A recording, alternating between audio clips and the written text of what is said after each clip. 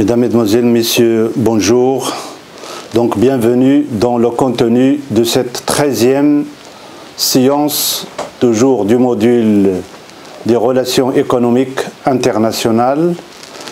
Donc, dans ce module, ou dans cette séance plutôt, nous avons continué la présentation donc, du contenu du cycle de l'Uruguay à travers la présentation de deux éléments importants. Le premier, donc le groupe de négociation sur le service, puis les discussions qui ont concerné les règles et le fonctionnement du GATT au sein de ce cycle de négociation donc de l'Uruguay. Donc comme je l'ai précisé tout à l'heure, ou dans la séance dernière plutôt, nous avons vu que le cycle de l'Uruguay, il est venu dans un contexte international très particulier qui est celui de la fin des années 80, puisque le cycle, comme nous l'avons précisé dans la dernière séance, était prévu qu'il commence en 1986 et de se terminer en 1990, chose qui n'a pas été respectée, puisque les négociations de ce cycle ont continué jusqu'à la fin de 1993, voire même la signature donc, finale jusqu'en 1994 lors de la réunion de Marrakech. Donc nous avons également souligné lors de la séance dernière que ce cycle de l'Uruguay, c'est un des cycles les plus importants, le plus ambitieux dans l'histoire du GATT, à cause d'un certain nombre d'éléments que nous avons déjà exposés lors de la dernière séance, et que ce cycle va s'intéresser à trois éléments importants. Le premier, c'était donc le groupe des négociations sur les produits et marchandises. Puis, et ça nous l'avons présenté à la fin de la séance dernière. Puis le deuxième élément, c'est le groupe de négociation sur les services, donc qui va être donc des groupes qui vont être très différents de ceux qui s'intéressent aux négociations relatives aux marchandises. Puis un groupe qui va s'intéresser, ou des groupes qui vont s'intéresser à tout ce qui concerne, soi-disant, la révision, la discussion des règles et le fonctionnement du GATT, vu que les choses ont changé depuis la création du GATT au début de 1947 jusqu'à la fin des années 80. Donc un certain nombre de parties contractantes estiment que le moment est venu de revoir à la fois les règles donc de l'accord général, c'est-à-dire du GATT, mais aussi les modes de fonctionnement ou les modalités de fonctionnement. Donc pour le deuxième élément, c'est-à-dire le groupe de négociation sur les services, donc on se pose la question pourquoi cette nécessité d'intégrer les services dans les règles de GATT, ou pourquoi soumettre le commerce international des services aux règles donc, du GATT, tout simplement parce que nous l'avons vu, les parties contractantes lors du cycle de Tokyo, ils se sont mis d'accord pour rendre le GATT universel. Rendre le GATT universel veut dire quoi? Veut dire la nécessité de soumettre tout ce qui transite par le commerce international aux règles de cette institution du GATT. Donc l'obligation à ce que le commerce international des services soit contrôlé lui aussi par les règles du GATT. Deuxièmement, tout simplement parce que les échanges internationaux donc des services sont de plus en plus importants. Donc ils ont un poids de plus en plus important au fur et à mesure que l'économie mondiale donc, se développe et avance. Donc l'objectif de ces négociations ou de ces groupes de négociations sur les services est d'intégrer le commerce des services dans l'accord général du GATT, à travers l'élaboration d'un cadre multilatéral de règles qui va libéraliser ce commerce.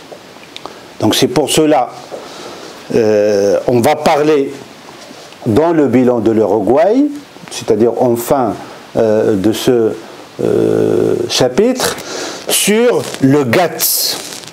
Donc le GATT, donc c'est ce GATT spécialisé ou orienté vers les services.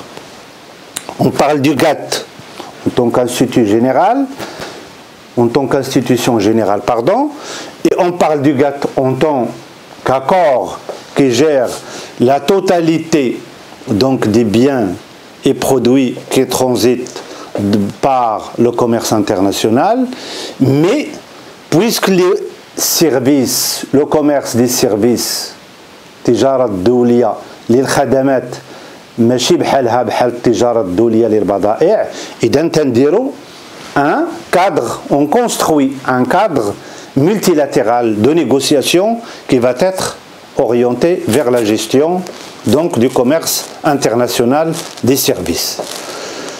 Donc le secteur de services s'est imposé durant les négociations de ce cycle de l'Uruguay parce que le commerce international ou son commerce international est devenu significatif.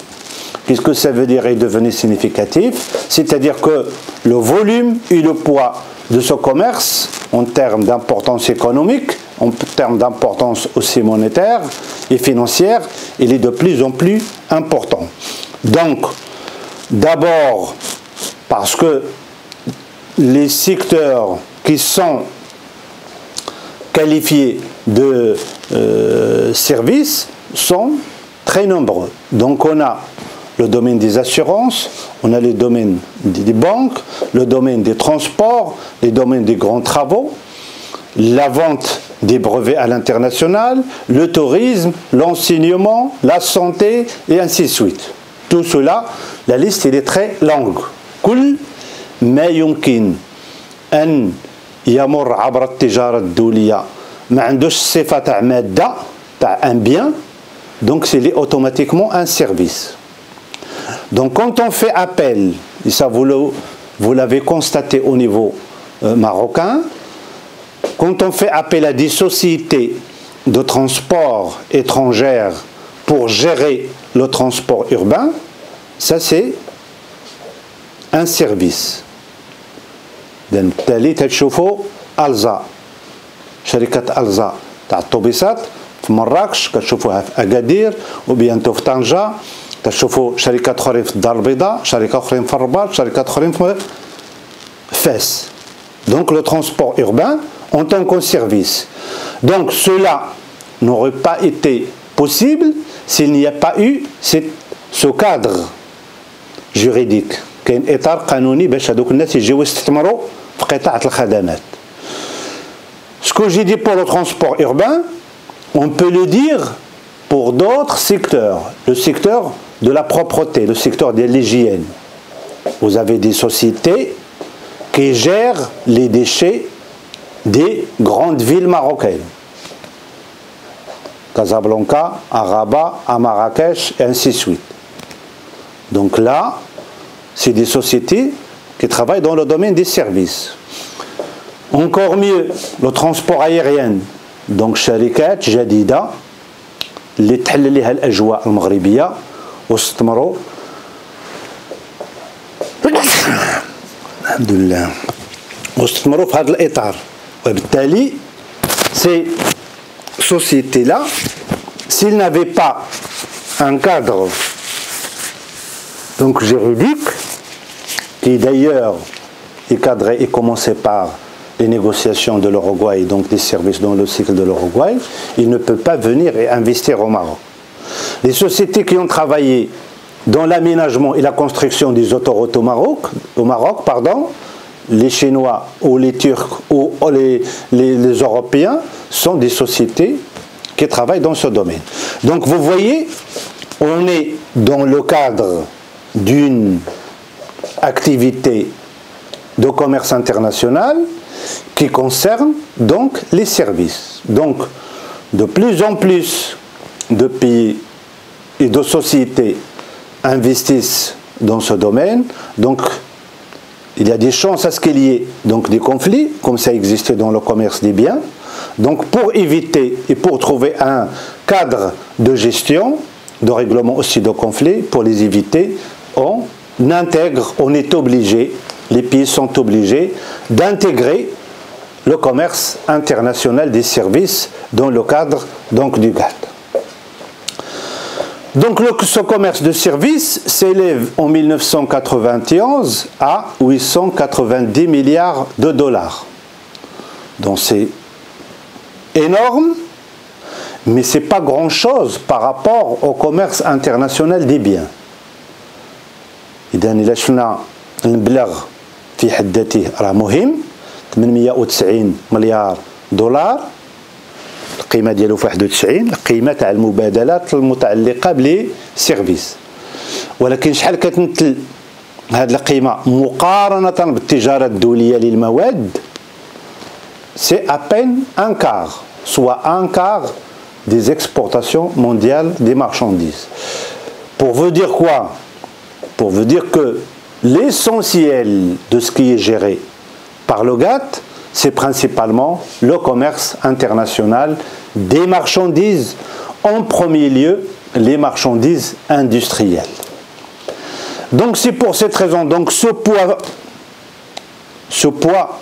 donc financier ou monétaire ou économique donc du commerce international des services, c'est ça qui est la raison principale pour que le GATT s'est préoccupé donc de ce commerce des services. Cependant, comme nous l'avons vu dans le commerce international des marchandises, les intérêts des parties contractantes sont très divergents. Donc, les États-Unis vont être contre la CE et contre les pays en voie de développement, et les pays développés vont être contre les pays en voie de développement. Pourquoi? Tout simplement parce que la libéralisation totale du commerce international des services va faire une concurrence farouche. D'abord entre les pays développés et les pays en voie de développement, puis entre les grands acteurs donc du commerce international des services, c'est-à-dire les États-Unis, la CE et aussi le Japon. Et bien sûr, après, sur la scène internationale, il va y avoir l'arrivée donc de la Chine en tant que géant aussi dans ce domaine. Donc le troisième point qui concerne le cycle de l'Uruguay, c'est la discussion donc des règles et le fonctionnement du GATT.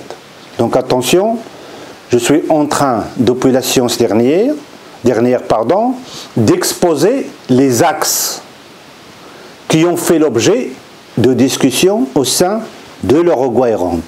C'est-à-dire les négociations sur les marchandises, dans lesquelles nous avons vu des marchandises anciennes et des marchandises nouvelles, et le groupe des négociations sur les services, puis le groupe de négociations sur le fonctionnement et les règles du GATT. Pourquoi je dis ça? Parce que dans les séances à venir, on va venir pour discuter d'une façon approfondie sur les négociations sur les produits agricoles, comment se sont passés et quels sont les résultats. Puis nous allons venir aussi pour discuter pour exposer les négociations, le contenu des négociations sur les services, les oppositions, les confrontations et les résultats obtenus dans chacun de ces secteurs avant de terminer le programme et le cycle de l'Uruguay par la présentation du bilan définitif de ce cycle de négociation. Donc là, il s'agit uniquement d'exposer les principaux axes qui ont fait l'objet de discussions importantes au sein du cycle de l'Uruguay. Donc, pour ces régler le fonctionnement du GATT, plusieurs groupes de négociation ont soulevé la question du fonctionnement du GATT. Donc, c'est-à-dire des parties contractantes qui commencent à dire est-ce que le temps n'est pas encore venu pour revoir إعادة النظر في مضمون الاتفاقية وفي بنود الاتفاقية ديال 1947 اللي هي اتفاقية جنيف. De GATT, qu'est-ce qu'ils avancent comme argument? Donc ces groupes de négociation, l'argument qu'ils avancent, ils disent que le GATT de 1947 ne peut pas assurer un fonctionnement harmonieux de l'économie mondiale de 1986. 40 سنة مرات على مضمون الاتفاقية وبالتالي يعتبروا بأن الاتفاقية بمضمونها ديال سنة 1947 لا يمكن أن تسير وتعالج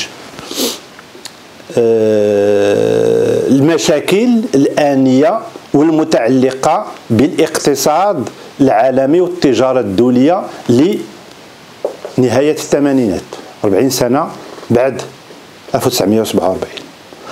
Donc parmi les points sur lesquels les critiques ont porté, donc la clause de sauvegarde qui peut bénéficier donc de ces clauses, tout ce qui concerne les éléments que nous avons présentés auparavant dans les séances précédentes, les politiques tarifaires, les discussions relatives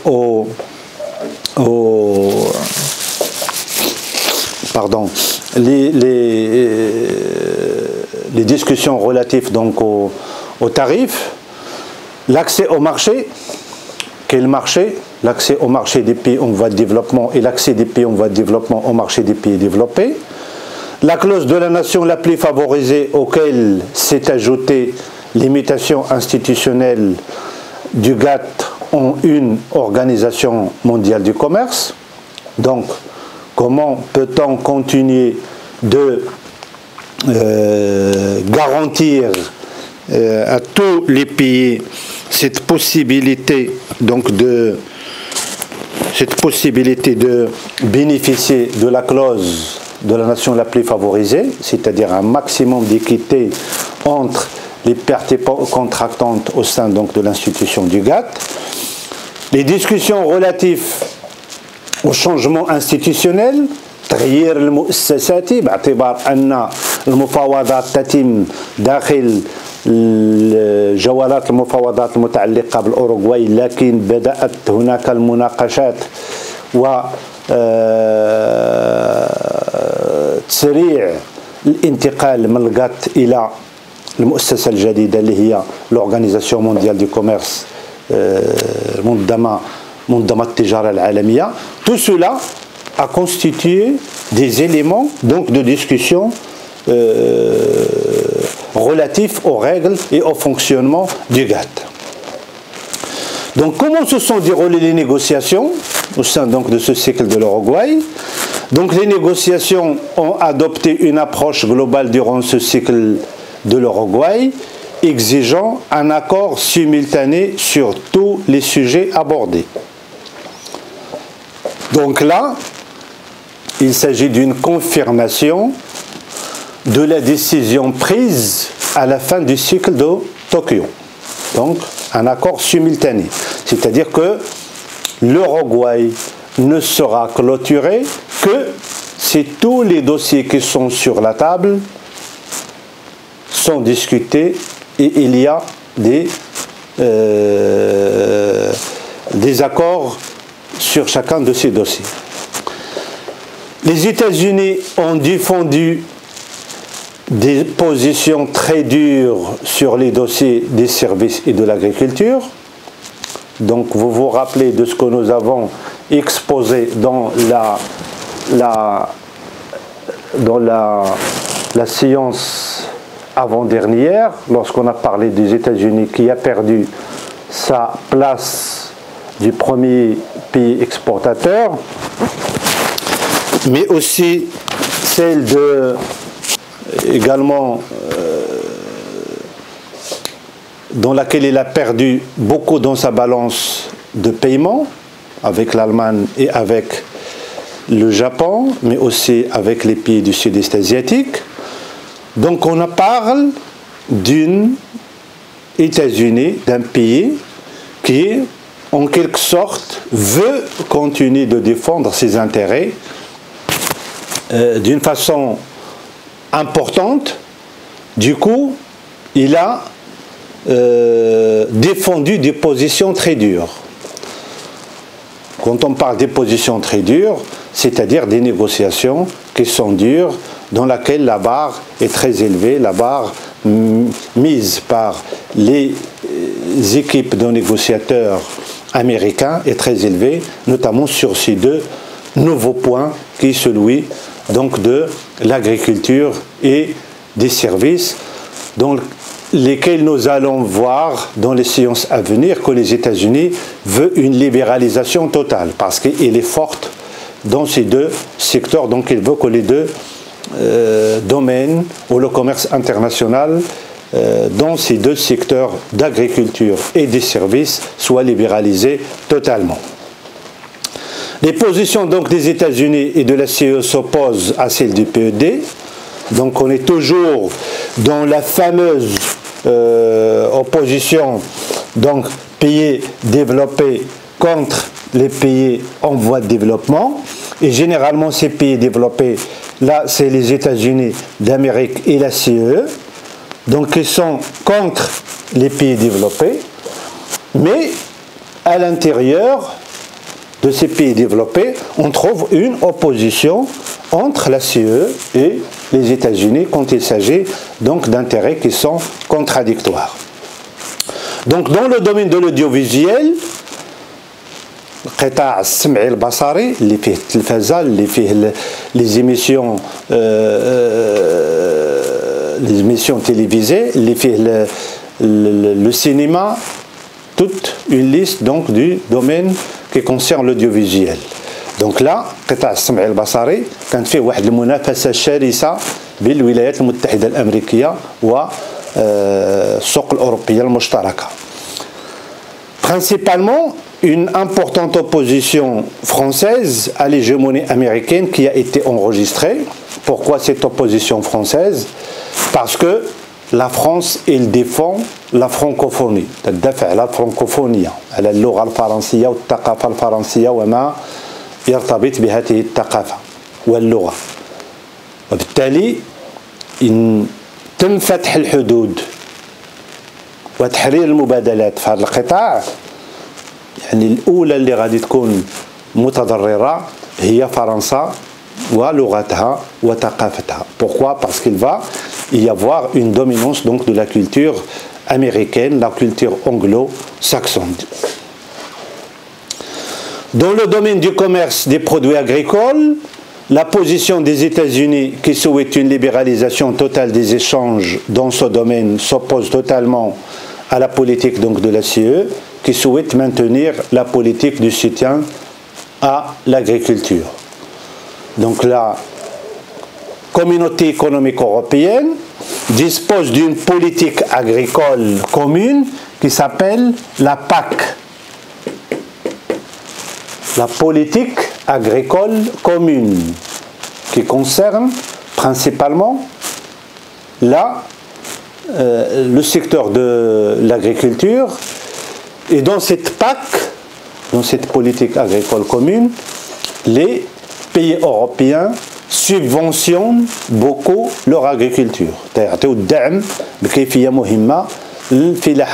Donc les États-Unis ne veulent pas ce qu'il y ait cette continuité de subvention, ils veulent la libéralisation, alors que la Commission de Bruxelles, c'est-à-dire la Commission qui dirige l'Union européenne, n'est pas d'accord à ce que ces subventions soient levées parce qu'ils savent que l'agriculture américaine elle est puissante et en absence de ces subventions, l'Europe va être perdante sur le plan du commerce des produits agricoles.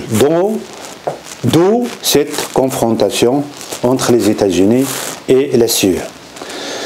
Les négociations se sont déroulées sous pression directe, notamment des Américaines. Pourquoi? Parce que la délégation américaine, elle aussi subit la pression des exportateurs américains, que ce soit ceux qui travaillent dans le domaine du secteur agricole ou le lobby donc, qui travaille dans le domaine donc, des services.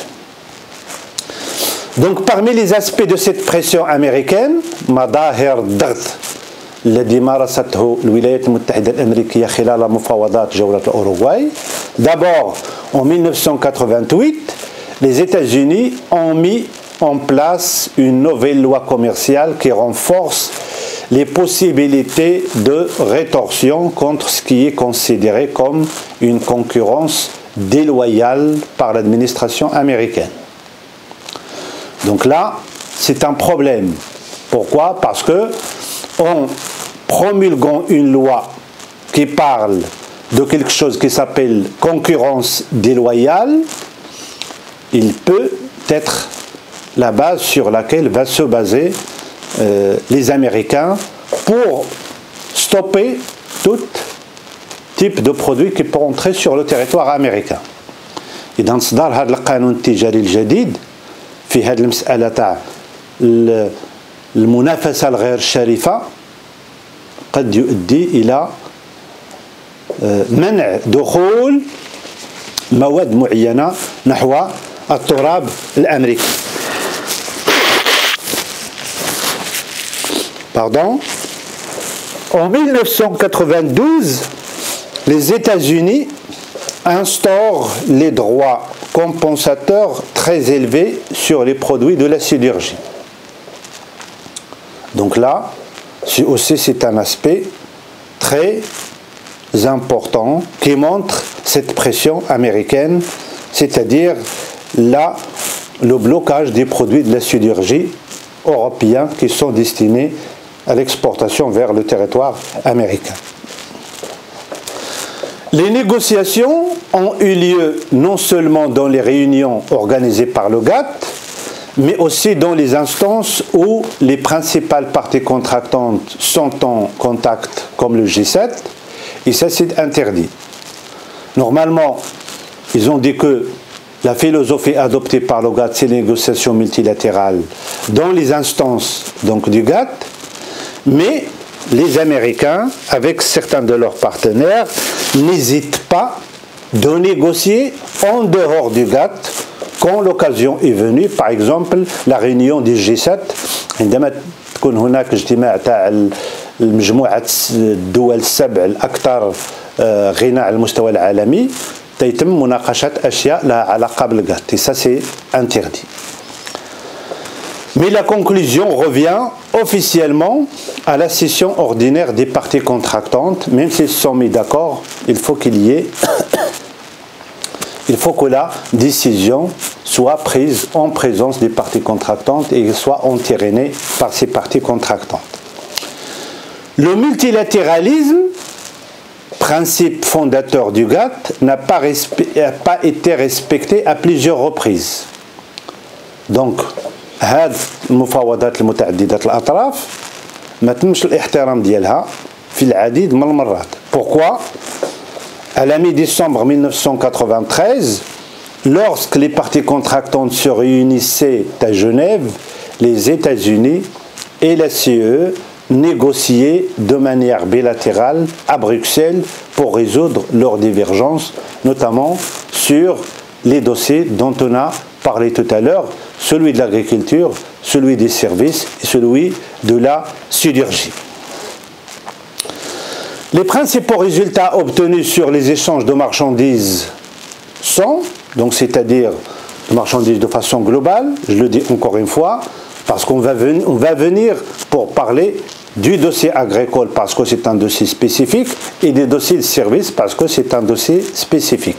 Mais là, c'est les résultats obtenus de façon globale sur l'ensemble des négociations sur les marchandises. Donc à l'exception du pétrole, les droits de douane moyens sur l'ensemble des produits industriels importés par les pays développés passent de 6,3 à 3,9. Donc c'est une réduction relativement importante. Et on parle là des produits industriels parce que c'est la partie la plus classique ou les produits les plus classiques dans les structures donc, du commerce international qui ont été gérées depuis la naissance du GATT en 1947. 43% de ces importations ne font plus l'objet d'aucun droit de douane.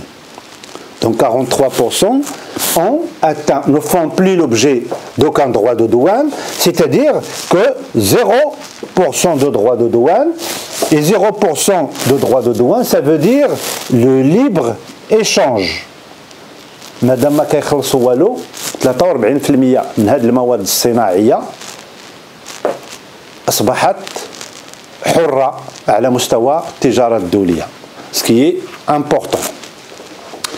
Les droits de douane moyens des importations des produits industriels hors pétrole, vous constatez qu'on est toujours hors pétrole parce que le pétrole, donc les cours de pétrole sont décidés et précis tous les jours dans les bourses spécialisées dans ce domaine. Donc le pétrole, même si c'est un produit industriel ou une matière première industrielle avec ses produits dérivés, donc il est en quelque sorte en dehors donc, de ces négociations du cycle de l'Uruguay. Donc en provenance des économies en développement, passe de 6,8 à 4,3. Donc vous constatez qu'on fait la différence entre les produits, même s'ils sont industriels, d'où ils viennent, est-ce qu'ils viennent des pays développés ou les pays en voie de développement, et ainsi de suite. Donc là, en provenance des économies en développement, donc leur droit de douane passe de 6,8 à 4,3. Pour celles émanant des pays les moins avancés, les PMA, que nous avons vu comme une des expressions utilisées pour parler des pays en voie de développement, mais qui ont des caractéristiques spécifiques, les pays les moins avancés, donc ce sont leurs droits de douane moyens passent de 8,6 à 5,1, donc ils sont un peu favorisés par rapport à ceux de tout à l'heure. Donc si les négociations sur la plupart des produits industriels n'ont pas posé de problèmes majeurs, les produits agricoles et le commerce de services ont risqué d'échouer la conclusion du cycle de l'Uruguay. C'est pour cette raison que nous allons les étudier avec plus de détails. Donc les négociations de façon globale sont complexes, elles sont longues, mais ceux qui sont très complexes et qui ont failli faire échouer le cycle de l'Uruguay, ce sont véritablement les négociations sur les produits agricoles et les négociations sur les produits de services. Donc, ils ont une place spécifique, une place importante au sein des négociations du cycle de l'Uruguay. C'est pour cela nous allons leur réserver des séances spécifiques, une pour les négociations des produits agricoles et une autre sur les négociations des produits des services. Donc on s'arrête sur ce point. Merci de votre attention et à la séance prochaine.